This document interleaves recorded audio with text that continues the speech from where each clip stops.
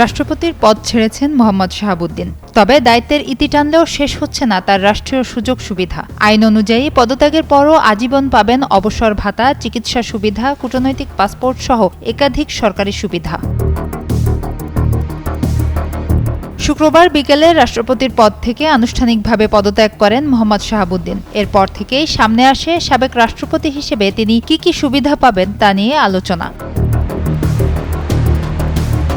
দেশের প্রচলিত আইন অনুযায়ী যিনি রাষ্ট্রপতির পূর্ণ মেয়াদ শেষ করেছেন অথবা অন্তত ৬ মাস দায়িত্ব পালন করেছেন, তিনি অবসর পরবর্তী বিভিন্ন সুযোগ সুবিধার অধিকারী হন। বর্তমানে রাষ্ট্রপতির মাসিক বেতন ১,২০,০০০ টাকা। সেই হিসাবে সর্বশেষ বেতনের ৭৫% হারে প্রতি মাসে ৯০,০০০ টাকা অবসর ভাতা পাবেন মোহাম্মদ শাহাবুদ্দিন। সুস্থ জীবন, সুন্দর পৃথিবী। এই অবসর ভাতা তিনি আমৃত্যু পাবেন।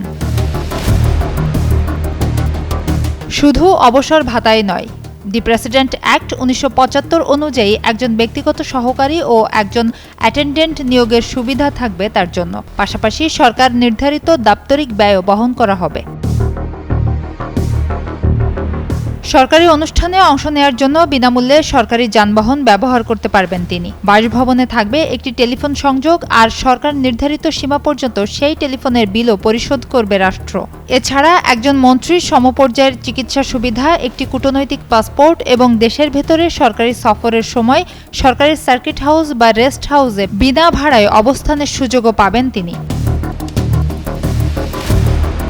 রাষ্ট্রপতির দায়িত্ব থেকে সরে দাঁড়ালেও দেশের আইন অনুযায়ী মোহাম্মদ শাহাবুদ্দিনের জন্য বহাল থাকছে আজীবনের একাধিক রাষ্ট্রীয় সুযোগ সুবিধা। ফলে রাজনৈতিক অধ্যায়ের সমাপ্তি হলেও সাবেক রাষ্ট্রপ্রধান হিসেবে তার সাংবিধানিক ও আইনগত প্রাপ্য সুবিধাগুলো অব্যাহত থাকবে।